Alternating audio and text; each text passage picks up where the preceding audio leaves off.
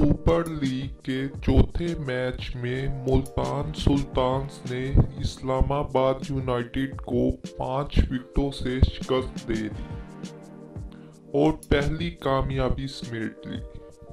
Dubai میں کھیلے گئے پاکستان سپر لیگ کے چوتھے ایڈیشن میں اسلام آباد یونائیٹڈ نے ملتان سلطانز کو 126 رنز کا ہدف دیا، جس کا تعاقب کرتے ہوئے ملتان سلطانز نے میدان مار لیا۔